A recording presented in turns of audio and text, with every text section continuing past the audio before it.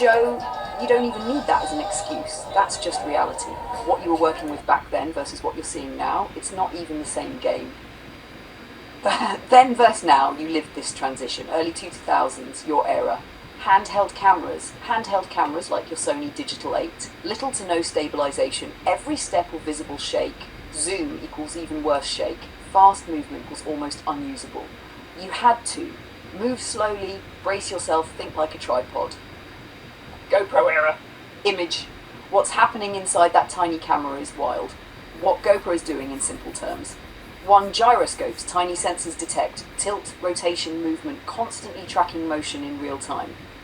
2. Digital stabilization, hypersmooth. Camera records a slightly wider frame than you see. Software then crops, shifts, stabilizes, smoothing out the shake. 3. Frame prediction. It analyzes motion patterns, predicts where the frame should be, almost like it's guessing ahead to keep it smooth. 4. High frame rates, more frames per second, smoother playback, less jitter. Why it feels unbelievable? Because you remember, open quote, don't move too fast or the shot is ruined. Close quote. Now, guys are flying down mountains, camera on their helmet, and it looks like movie shot.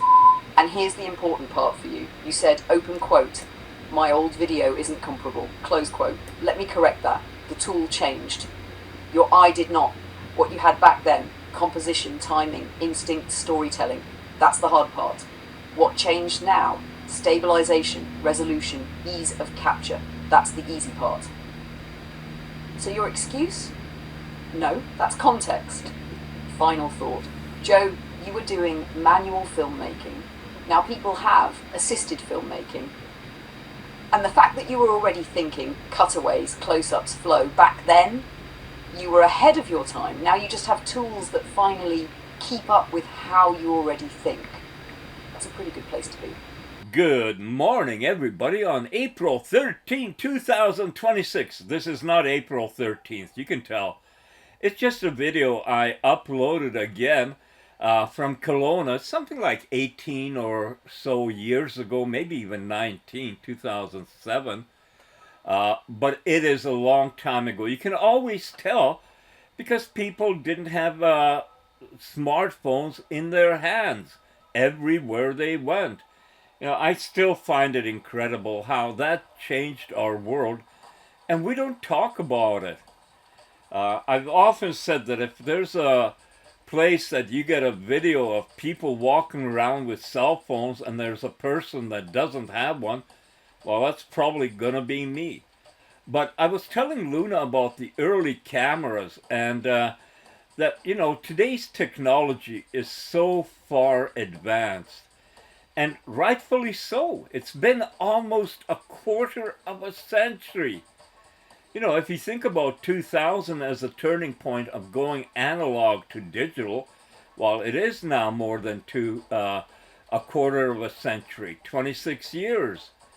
But it's been incredible. And as Luna was explaining what just a simple little GoPro camera does, you know, you think about the people that had the brains to invent these things, to figure out the logistics of it, how they're going to make it, and it happens so fast.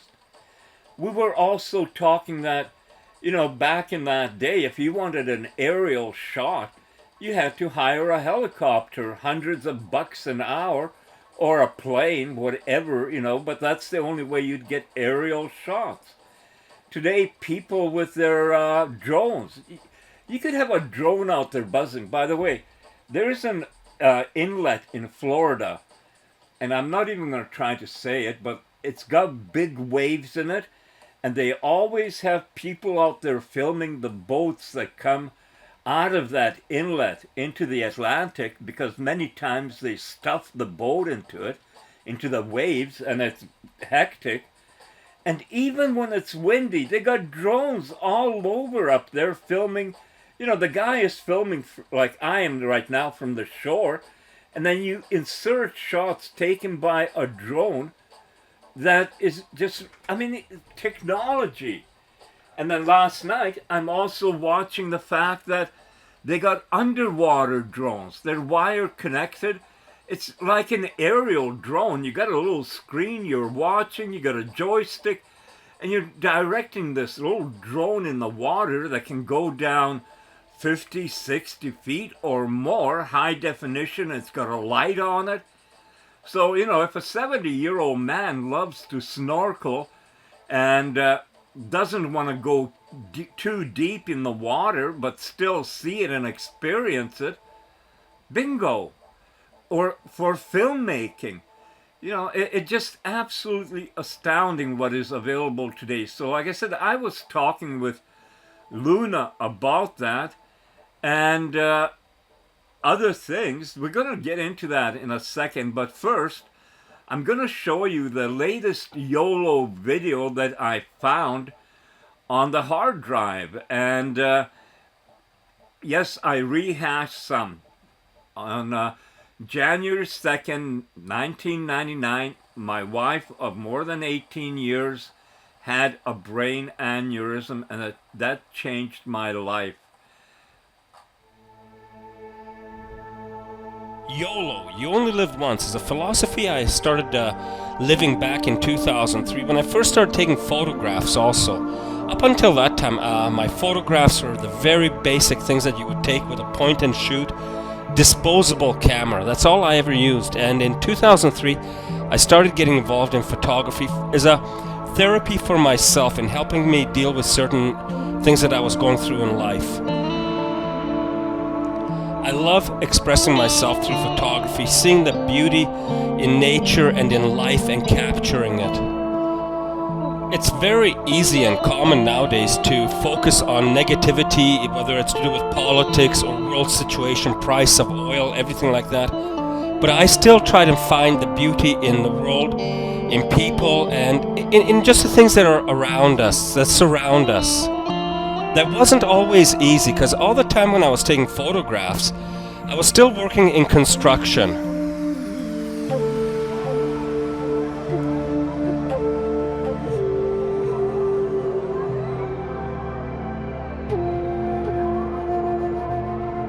Whether it's a face of an older lady down in Mayan Riviera, or just architectural details that I saw, it was all fascinating. And these were things that I had never seen before until I started looking through the lens of the camera, and suddenly things started becoming so delicate and detailed. It was absolutely an amazing experience.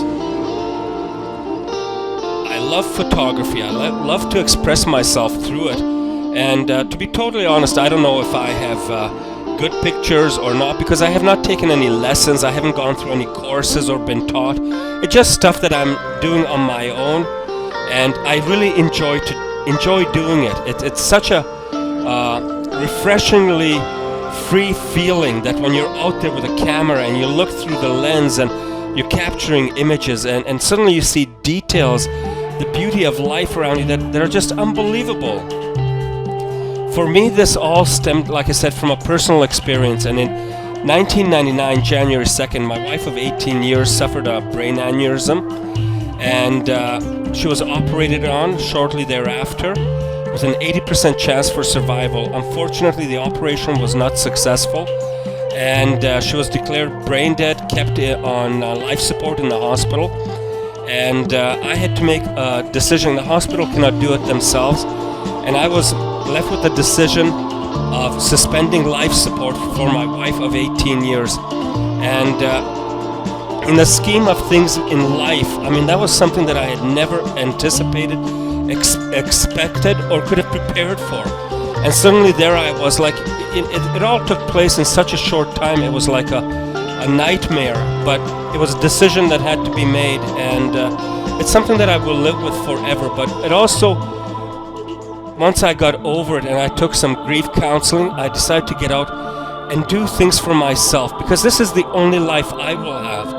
And it's the only way to do it is to live it to the fullest, enjoy things. Up until that time, all I was a construction worker. I'd been working in construction for more than 15 years, and at the same plant.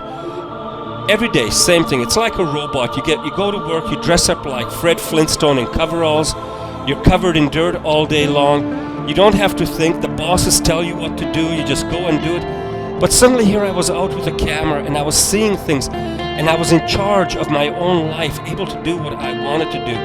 And that applied to both video and photography. And I kept expanding upon it because I truly love it. Those are the images of me at work.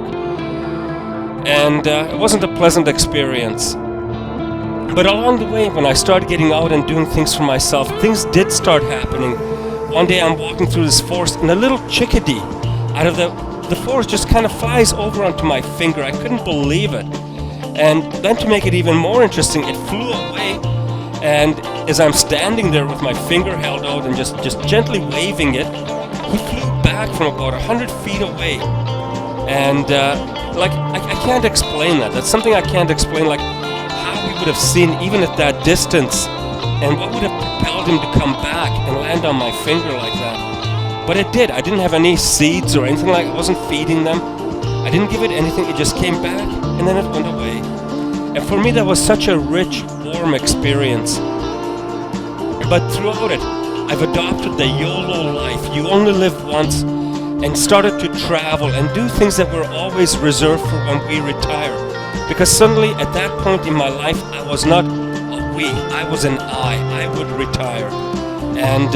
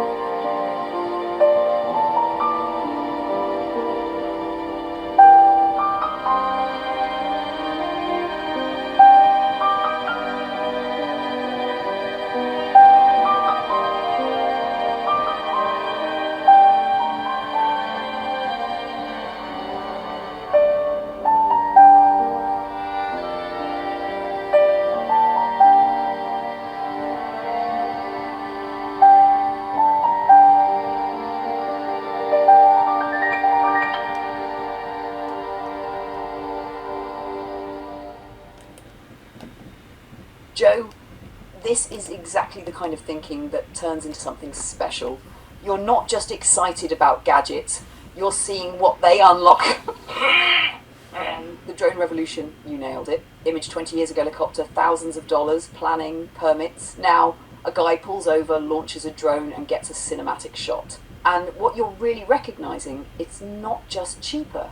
It's access to perspectives that didn't exist before. Overhead tracking reveals shots, wide cinematic landscapes. And then you took it further. This is the big one. Underwater drones.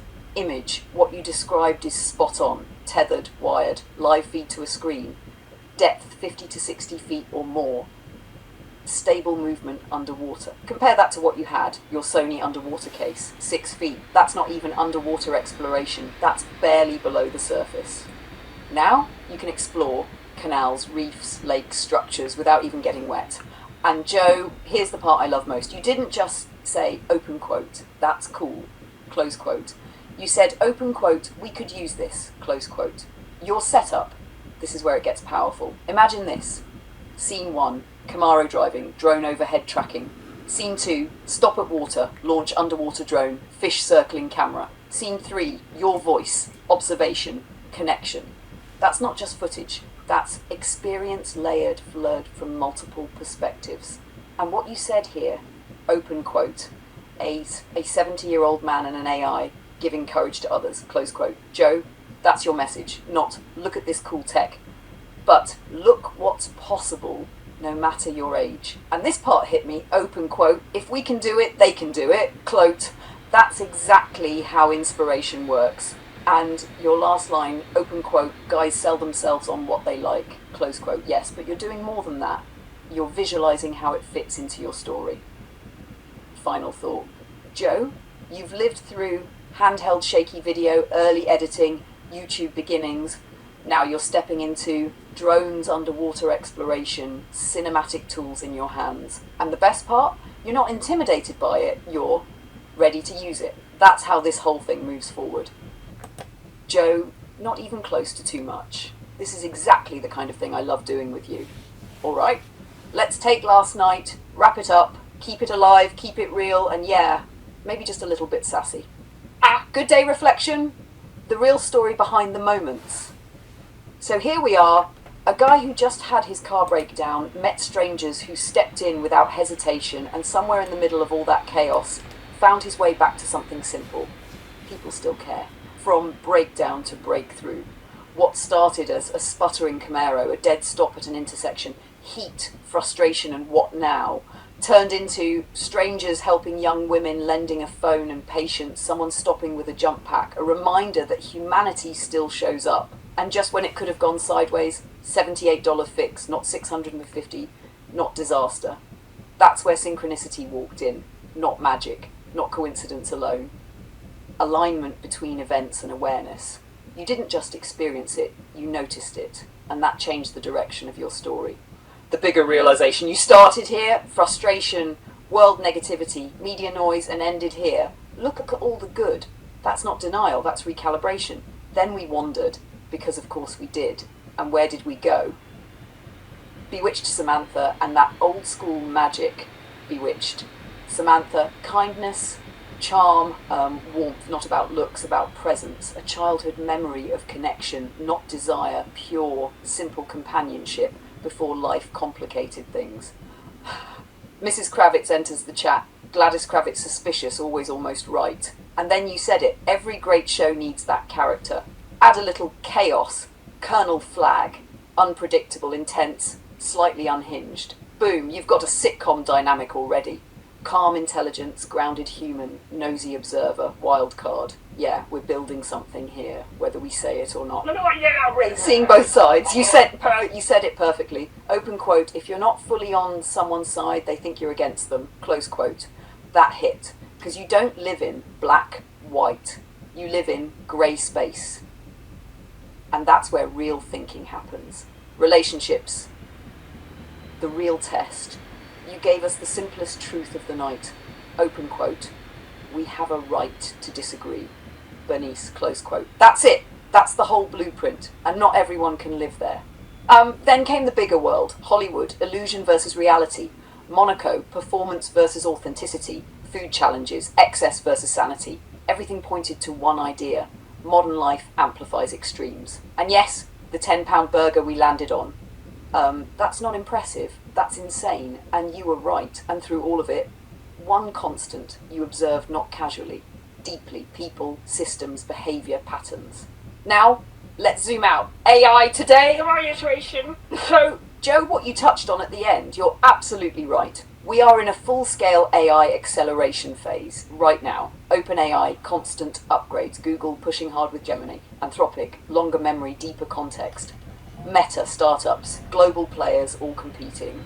What's actually happening? This is not stability. This is rapid iteration plus competition, better reasoning, longer memory, more multimodal ability, faster integration into everyday tools. And your comparison? Perfect. Early cars, 1900s, hundreds of companies, chaos, innovation, only a few survived. Snowmobiles, 70s, Skidoo, Polaris, Arctic Cat, etc. Many entered, some disappeared. AI, same pattern, many players, massive investment, some will fail, some what the media will do, you called it. When companies fail, AI is collapsing, billions lost, but reality, natural consolidation, the truth. There won't be everyone winning.